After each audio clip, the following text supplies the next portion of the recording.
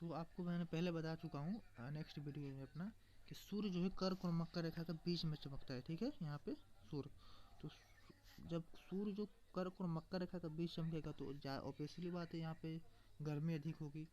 तो इस क्षेत्र का कुछ नाम होगा, गर्मी अधिक, तीनों का अलग अलग नाम होता है। तो यहाँ पे गर्मी अधिक होती है, यानी कि गर्मी यहाँ पे जो होगी वो अधिक होगी। तो भूगोल के भाषा में, ज्योग्राफी के भाषा में हम क्या बोलते हैं, गर्म को, गर्म को बोलते हैं हम उष्ण, यानी कि उष्ण बोलते हैं गर्म, ठीक है। तो यहाँ पे हो जाएगा आपका उष्ण। उष्ण ये दोनों जो क्षेत्र है ना, ये बहुत यहाँ पे बहुत अधिक गर्मी पड़ती है, तो इसलिए इसको बोलते हैं हम उष्ण कटिबंध, कटिबंध, ठीक है। उष्ण कहीं हो, इसको भी बोलेंगे हम उष्ण कटिबंध, ठीक है। तो भूमध्य रेखा के 23 डिग्री उत्तर और भूमध्य रेखा के 23 डिग्री दक्षिण, ये दोनों बीच में आता है, जो इसको उष्ण, यहाँ पे बहुत अधिक गर्मी पड़ती है, इसलिए इसको बोलते हैं उष्ण कटिबंधीय क्षेत्र, ठीक है। अब देखिए, और सूर्य जो हमारा है केवल कर्क और मकर रेखा के बीच ही चक्कर लगाता है, ठीक है। यहाँ पे होगा, कभी सूर्य यहाँ पे होगा तो ऐसे ही घूमते, यहाँ पे मान लो सूर्य भी चमक रहा है, ठीक है, यहाँ पे। तो सूर्य कम चमकते चमकते कभी कभी ऐसे ऐसे ऐसे ऐसे करते करते करते करते ऐसे ऐसे कम मकर रेखा पे आ जाएगा, और ऐसे फिर घूमते घूमते घूमते घूमते फिर यहाँ पे आपका कर्क रेखा पे आता है, ठीक है। तो ऑब्वियसली बात है ऐसे घूमेगा। सूर्य केवल कर्क और मकर रेखा के बीच में ही चक्कर लगाता है, ये बात याद रखिएगा, ठीक है। इसी इतने ही दूरी में घूमता है, ना ही ऊपर जाएगा ना ही नीचे आएगा, ठीक है। कर्क और मकर रेखा के बीच ही सूर्य चक्कर लगाता है, ठीक है। तो जब सूर्य आपका, यहाँ पे देख लें नेक्स्ट क्वेश्चन में आपका नेक्स्ट फिगर बनाते हैं, बिल्कुल फिगर के माध्यम से चलेंगे हम, ठीक है। सूर्य को भी चमकाएंगे फिगर के माध्यम से, ठीक है। देखिए यहाँ पे आ गया, तो जब हमारा सूर्य, ये तो नामकरण हो गया, यहाँ उष्ण कटिबंधीय और उष्ण कटिबंधीय होगा। यहाँ पे देख लेते हैं, ये हो गया आपका कर्क रेखा, ये मकर रेखा, मकर रेखा, कर्क रेखा, कर्क रेखा। मैं जल्दी जल्दी कोशिश करूँगा आपको ले चलने की, समझने की 0 डिग्री लाइन, इतना तो आप समझ ही गए होंगे। जब सूर्य मकर रेखा पे जाएगा, जब सूर्य आपका मकर रेखा के ऊपर चमकेगा, ठीक है, तो यहाँ पे हो जाएगा मकर रेखा के ऊपर जाएगा, तो यहाँ पे क्या होगा भाई, तो यहाँ पे आपका गर्मी होगी, ठीक है। यहाँ पे बहुत होगी गर्मी, ठीक है। तो यहाँ पे गर्मी को बोलते हैं उष्ण, ठीक है, उष्ण। और जब यही सूर्य आपका कर्क रेखा से होकर मकर रेखा की तरफ आएगा, तो यहाँ पे हो जाएगी उष्ण, यहाँ पे गर्मी हो जाएगी। जब सूर्य कर्क रेखा से होकर मकर रेखा पे आएगा, दक्षिणी गोलार्ध तरफ आएगा, तो यहाँ पे हो जाएगी उष्ण, ठीक है। तब एक बात आप नोटिस करो, ठीक है। तो जब सूर्य कर्क रेखा से मकर रेखा की तरफ आया, तो यहाँ पे तब ठंडी होगी, तो वहाँ पे अब क्या होगा, तो एक बात याद रखना, ठीक है। तो यहाँ पे क्या होगा, कर्क रेखा पे पहले तो सूर्य जब यहाँ पे था, जब कर्क रेखा पे तो गर्मी हो गई थी, ठीक है। और जब सूर्य जब मकर रेखा पे आ गया कर्क रेखा से, तो यहाँ पे ठंडी होगी। तो ज्योग्राफी में भूगोल के हिसाब से ठंडी को बोलते हैं हम, यानी कि ठंडी को क्या बोलते हैं हम मकर रेखा में, ठंडी को हम बोलते हैं मकर रेखा में शीत, ठीक है। यहाँ पे हो गया शीत, ठंडी को बराबर ठंडी, ठंडी को हम शीत बोलते हैं जो भूगोल के हिसाब से। यहाँ पे उष्ण भी होगा और यहाँ पे शीत भी होगा, ठीक है। यहाँ पे होगा शीत, दोनों कटिबंध होगा। इसी प्रकार जब सूर्य मकर रेखा से कर्क रेखा पर जाएगा, तो यहाँ पे भी पहले आएगा तो गर्मी होगी, फिर जाएगा तो यहाँ पे ठंडी होगी, तो यहाँ पे भी उष्ण प्लस शीत दोनों पाएगा है। तो इसका नामकरण क्या हो गया, उष्ण प्लस शीत, इसको हो जाएगा उपोष्ण, उपोष्ण, ठीक है। यहाँ पे हो जाएगा ना उपोष्ण, यहाँ पे हो जाएगा उष्ण कटिबंधीय हो गया, यहाँ पे हो गया, यहाँ पे जब जाएगा तो यहाँ पे हो जाएगा शीतोष्ण कटिबंधीय, ठीक है। यहाँ पे शीत भी है और उष्ण भी है, तो इसको बोलेंगे हम शीतोष्ण।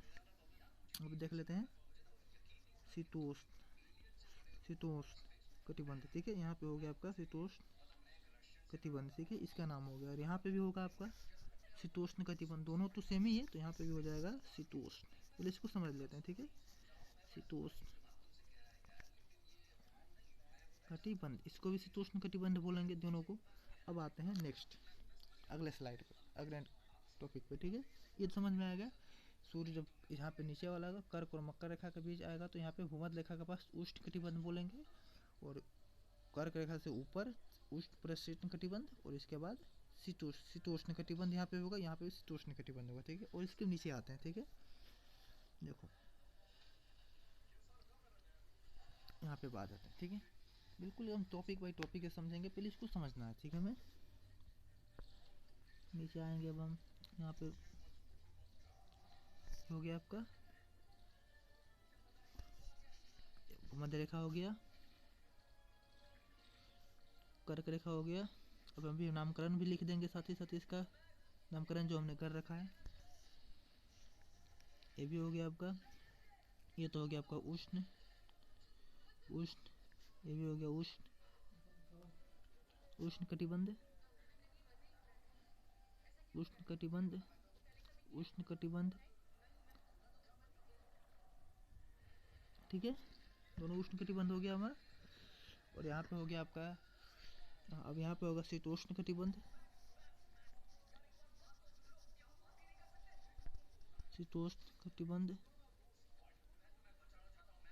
और यहाँ पे भी हो गया आपका शीतोष्ण कटिबंध। बिल्कुल हम स्टेप बाय स्टेप समझेंगे।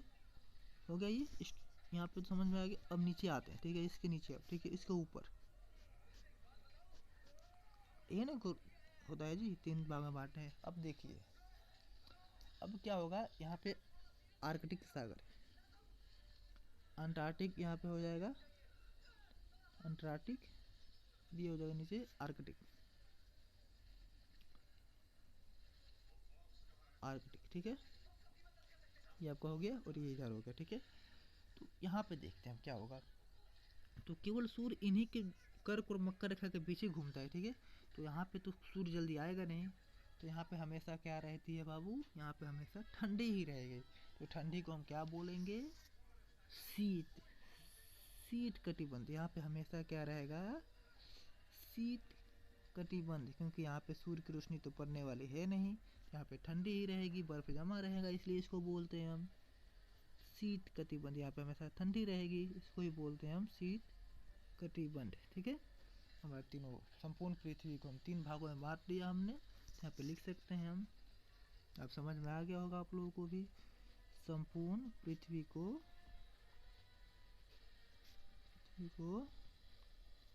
3 कटिबंधों में बांटा गया है, 3 कटिबंधों में बांटा गया है, ठीक है। कौन कौन सा आपको मैं पहले ही बता दिया था। नीचे देख लेते हैं, बड़ा सा फिगर बना के हम, सॉरी ये फिगर थोड़ा बिगड़ गया, ठीक है। यह देख लेते हैं, ये पहला हो गया आपका, ये भूमध्य रेखा हो गया आपका, भूमध्य रेखा यहाँ पे ले लेते हैं। और ये आपका ये हो गया, ये पहला ये आपका, उसके बाद ये हो गया आपका कर्क रेखा हो गया, यहाँ पे बिल्कुल 2 भाग हो गया। और फिर यहाँ पे देख लेते हैं, ये हो गया आपका, यहाँ पे एक और ले लेते हैं, ये हो गया, ठीक है। 3 कटिबंध में बांटा गया है, ये हो गया आपका भूमध्य रेखा, ठीक है। ये 0 डिग्री अक्षांश, ये 23.5 डिग्री आपका हो गया उत्तरी अक्षांश, ठीक है। 23 डिग्री कर्क रेखा बोल सकते हैं, क्योंकि उत्तरी अक्षांश होता है कर्क। और ये हो गया मकर रेखा, जो आपका 23.5 डिग्री, इतना समझ आएगा। दक्षिणी अक्षांश, मकर रेखा दक्षिण में होगा तो इसको दक्षिणी अक्षांश ही बोलेंगे, 23 डिग्री दक्षिणी अक्षांश, ठीक है। इतना समझ में आ गया आप लोगों को, ठीक है। अब इसको एक नामकरण देख लेते हैं। यहाँ पे शीत, इसको हमने क्या दिया था, शीत कटिबंध,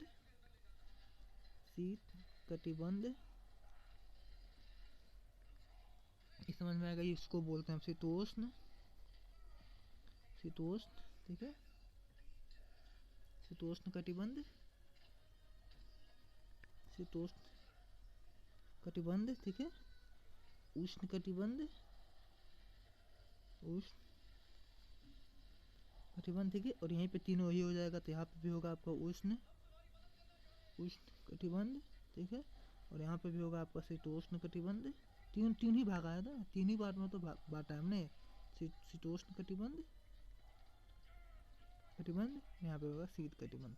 तो ये हमने पृथ्वी का आपका नामकरण कर दिया, ठीक है। अब नेक्स्ट क्लास हम अगले टॉपिक में करेंगे कवर, इसके और अधिक अच्छे समझेंगे, इसको भी बांटेंगे अभी हम, पछुआ पुरुआ कैसे बहता है, किस क्या होता है, इसके बारे में हम नेक्स्ट क्लास में समझेंगे, ठीक है। इतना पहले आप अच्छे से समझ लेना, ठीक है। Thank you.